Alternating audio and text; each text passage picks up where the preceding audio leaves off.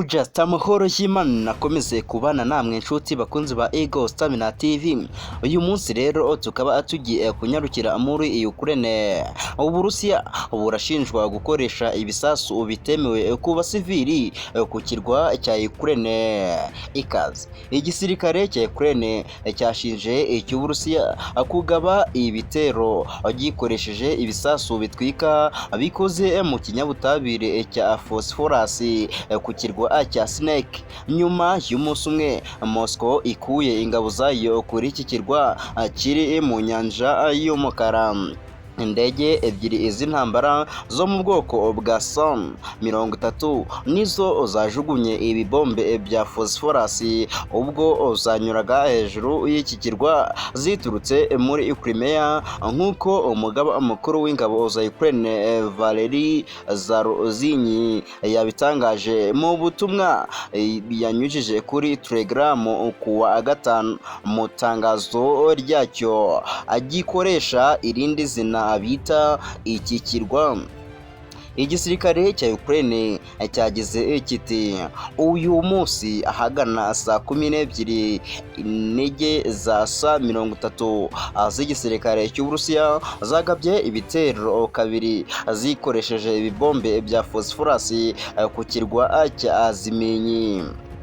Nk'uko tubikesha Al Jazeera, Minisiteri y'ingabo y'Uburusiya yasobanuye kubana ingabo zabo ku kirwa ku wa kane ushize nk'igikorwa cyo kugaragaza ubushake bw'uko Moscow itazabangamira imbaraga Loni ishyira mu gutegura iyoherezwa y'ibinyampeke riteganye biva mu byambu bya Ukraine ku nyanja y'umukara. Igisirikare cya Ukraine kuva ku wa gatanu kikaba cyarashinje Uburusiya kutubahiriza n'ibyo ubwacyo kitangije.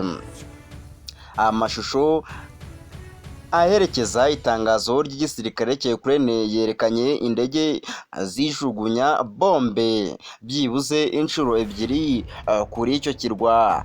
Bivuga ko ibibombe bya phosphorus ari ibisasu bitwika, ikoreshwa ryabyo ku basivili ribujijwe mu mategeko mpuzamahanga agenga intambara, ariko byemerewe gukoreshwa ku bipimo bya gisirikare.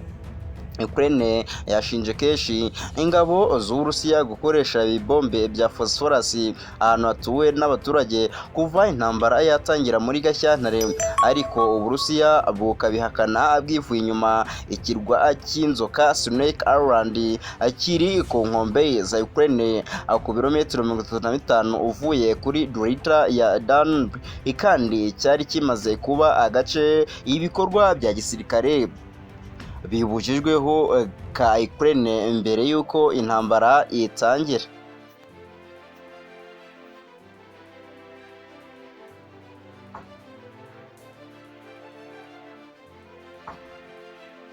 Abaturage se n'abemerewe kubarasa.